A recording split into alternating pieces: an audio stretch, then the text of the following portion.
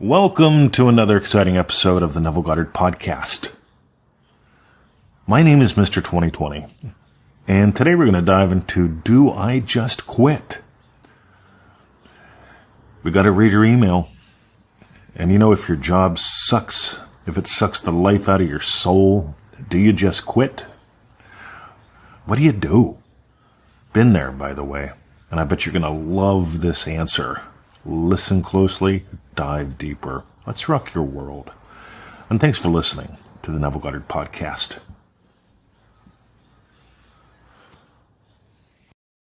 Do I just quit and do what I enjoy? I did this once before finding Neville's teachings, and it backfired on me. Gosh, this is a fantastic question. Let's give a little bit of background here. I'm feeling at war because I can imagine doing other things with my day rather than being a cleaner in the restaurant kitchen. But when the time comes and I have to go to work, it gets me all loopy and stuck. To add to this, I really dislike my job.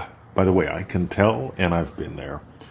But because it gives me consistent money every week, and I have 2 young children and responsibilities to pay for, I get lost in the how-to of quitting, or what comes after. This is fantastic because been there, done that. And I got to tell you, I struggled with it for a long time. And here's what happened. Way back in the old days, I was actually imagining a full-time teaching gig, sharing what changed my life. And it wasn't coming together. And I had a mortgage to pay, I had mouths to feed. God, it was rough, man. And so I found myself working in a nursing home.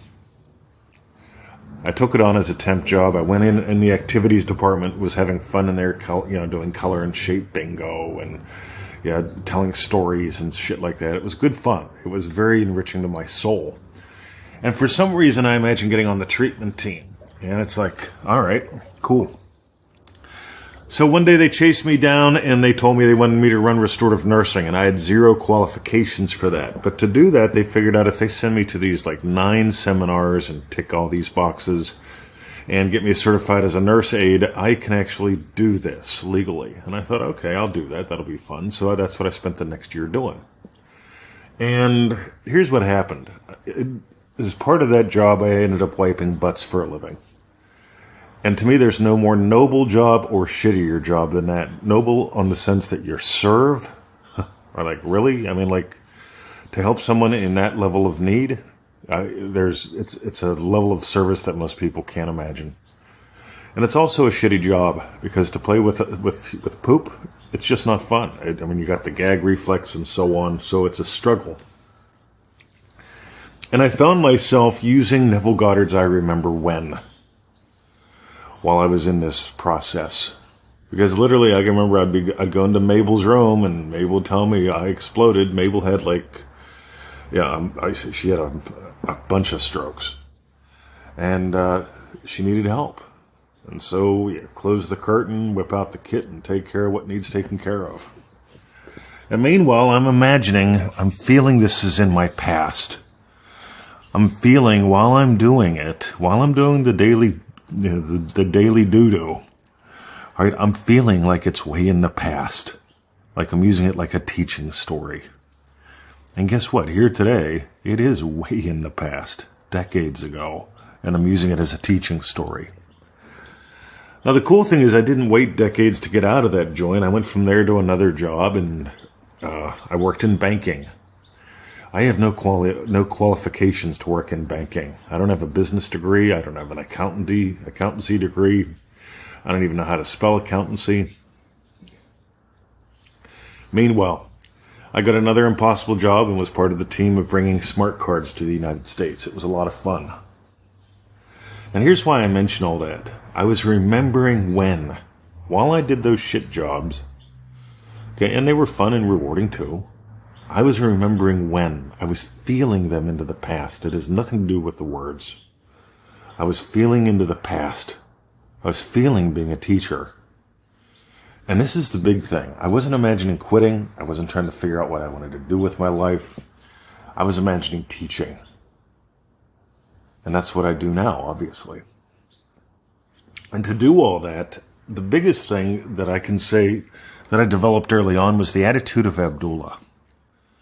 Because without the Attitude of Abdullah, it's like playing dodgeball instead of baseball. And it's a massive difference. By the way, I used to be really good at dodgeball. And it was great fun until it became my way of life. Playing dodgeball, right, keeps you oriented on the ball is a problem. You have to dodge it. I mean, really, I was great in gym class in high school at dodgeball. I also spent the first half of my life trying to avoid problems. And I was a sickly kid, right? I didn't even think I was going to kiss a girl. Meanwhile, so that Attitude of Abdullah, you've got to have the Attitude of Abdullah. That's what enables you to swing the bat, to hit the ball, to discover you're the one pitching the ball at you. And if you combine the Attitude of Abdullah with doing I Remember When like we teach it, your whole life will change. Because you'll remember whenever you were that guy working in that kitchen, doing the right thing for your family. And you'll remember when, at some point everything changed. You moved into the life that you've chosen. And that to me is a big thing, because I had a thing where I wanted to teach this stuff. It already helped me get over PTSD. It helped me get over scoliosis. It helped me with a lot of things in life back then. Still hadn't had the finances worked out, though. But I was imagining that, too. So this is what I got to suggest to you. If you don't already have it, get that Attitude of Abdullah little training pack. It is just really awesome. It's at NevilleGoddardStore.com. The Attitude of Abdullah pack is totally different than the live recording we did years ago. I don't think you can get that anywhere except as a DDD bonus, by the way. But the Attitude of Abdullah is really what you need to go with the technology. Because if you don't have the attitude, it's sort of like driving a car. When I first learned how to drive a car, I didn't have the attitude of being a competent driver. And I wasn't a competent driver. But I had a really smart, my girlfriend's mom told me before we drove every time, she said, sit there, shut your eyes, do it now. And I said, yes, Dottie. So she'd tell me to shut my eyes and to imagine having had a great time driving with her. She was smart. She actually was teaching me stuff without knowing it. Well, the way that I do. She knew it to some degree. But she had me imagine having had driven the car, having had a great time with her, and she said I was an excellent student, compared to Susie Q, my girlfriend. But meanwhile, if you got gold, Attitude of Abdullah, get that, dive in, let that feed your soul, because you need the attitude so you can use the techniques right. And as far as techniques, play with I Remember When exactly like I share it here. Don't add anything in, don't leave anything out. And for those who want to dive deeper into that, the Feel It Real Power Pack, has some goodies in there too. Have a lovely day, gang. But the big thing today, you need that attitude. And remember when you used to do that, and do that while at work.